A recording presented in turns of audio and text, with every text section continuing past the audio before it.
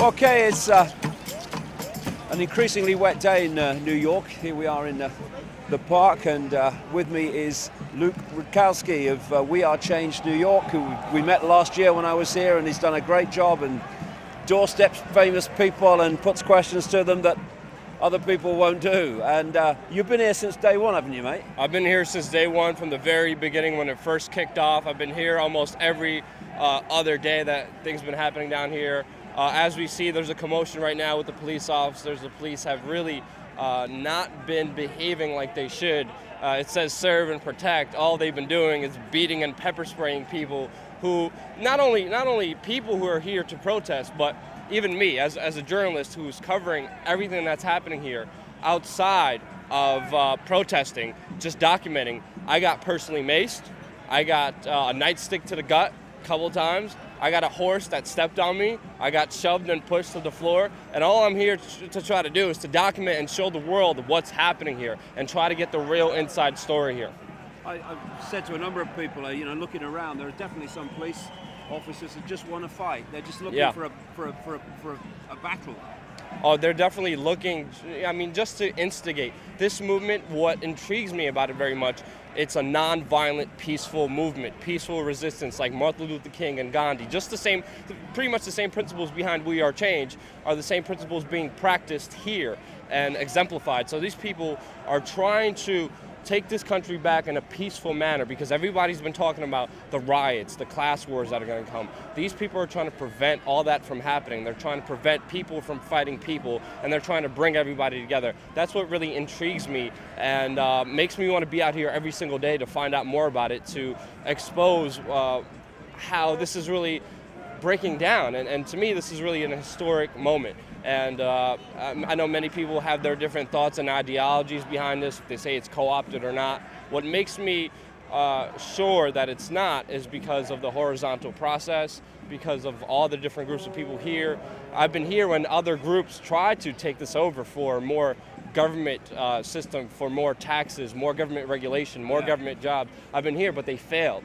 And because of this horizontal democratic process. And seeing this from the first time I was here since day one, Yahoo censored them, Twitter censored them, the mainstream media censored them until they couldn't any longer, because the people were talking about it. Everybody on YouTube, everybody on the internet was talking about how the police are pepper spraying women after cattling them in nets. Yeah. So it's something the mainstream media now has to cover.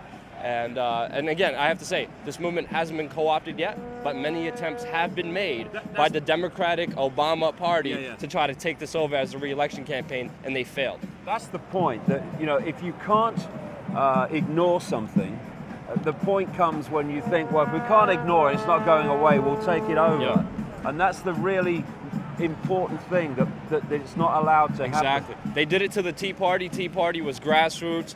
Started out with not 11 truthers and Ron Paulers, and then it was taken over by the Republican Party with Sarah Palin and Glenn Beck. What we just saw here a couple days ago is that they failed to co-opt this. So now that they failed to co-opt this for their own means, their own agenda, they squash it. They want to destroy it, and that's what we've seen, a federal government meeting up with 18 mayors on a conference call to try to squash this movement and destroy it. But as I saw a beautiful sign out here just a couple days ago, this young girl is holding a sign, "You screw us, we multiply." And that's the real power behind all these people here. Screw us and we multiply. It's raining, it's pouring. I'm freezing my butt off here, but I'm joined out here with brothers and sisters from all walks of life, all ideologies, who had enough and are sick of what's happening here, and they want to make a difference and they want to make a change. And it's beautiful, it's amazing. To what extent, Luke, are people starting to, who came for the financial injustice and the financial enslavement, or starting to encompass the wider conspiracy of which that is a part? A big part, yes, but a part. Yeah, not everybody here knows everything to the bottom line of how it began, how it started, and then all these secret societies behind everything, how they manipulated it, how the Bilderbergers said they're going to, create economic crisis to benefit them, to create a one world government system. And there are some factions here who are promoting that one world government system here, the communists and the socialists here. But there's also other people like libertarians, like Ron Paulers, Not 11 Truthers, and the Fedders. And also and that's two little wings here that are very different from each other. But they've been able to come together here when everything was built here, sleep together, take care of each other, feed each other, sit down and have a conversation and learn from each other. And that's what has been taking place here. People have been having these dialogues, these discussions. When I personally came here, I put my ego aside. I put my own agenda aside. I didn't come in here as a not 11 truther, as an end defender. I came down here as a human being willing to talk, listen, and learn. And I learned so much from these human beings out here. And but what you see is this communication is so key. It's so important. And that's why they have to stop it. And that's why they have to stop these people coming together.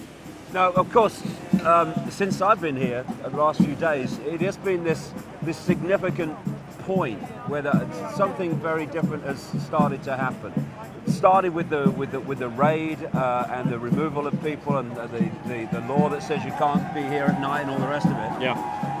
And the dynamics has changed. So where do you see it going from here, from this point forward? I don't have a magic ball. I don't know what's going to happen. Nobody knows what's going to happen. Obviously, it's getting colder. Obviously, the police oppression is so much stronger now than it ever has before. I've never seen so many police in a city in one place in my life. This is nothing compared to what happened inside here Monday night. Not many people, all the journalists were, again, kicked out of here. They were dragged out of here. 7 of them were arrested for trying to cover what was happening inside of here. But what happened inside of here is beyond what I saw throughout my life covering the police state. And I went to the G20 in Pittsburgh and got LRADed. They had 3 LRADs here. You know, they had weapons and informational systems that were out of Star Trek down here. Huge mass trucks with huge satellites, lights everywhere, helicopters everywhere, stopping the media helicopters from even getting anywhere near. They closed the airspace off here. That's how afraid they are of this movement. I even forgot your question. I was just rambling on. You're talking great. Carry on. Yeah, but I'm just saying, I don't know what's going to happen. Nobody does. And I think that's what's beautiful about it. There's no plan. There's no leadership. There's no one person deciding, yo, this and this is going to happen next and next and next. Right. Nobody knows because we all have to decide. We all have to come together. And I think that's the beauty. That's the amazing part of this. It's real. It's amazing. What I think really needs to happen to push this on is that people of different political persuasions, I mean those even on the so-called Tea Party wing, the genuine people that can see the tyranny, they might have a different political view, but they can see the tyranny, come in common cause with people here. Exactly. So we have literally, we don't, not just enough to fill the park, but to fill the streets going back from the park, because in the end there's 7 billion of us.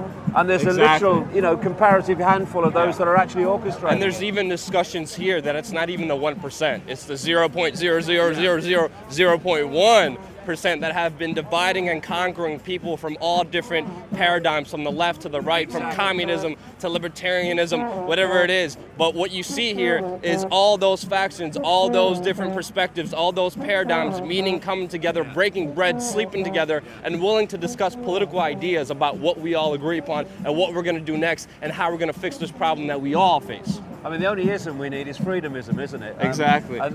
Yeah. Don't care about your background, your income bracket, your color, anything.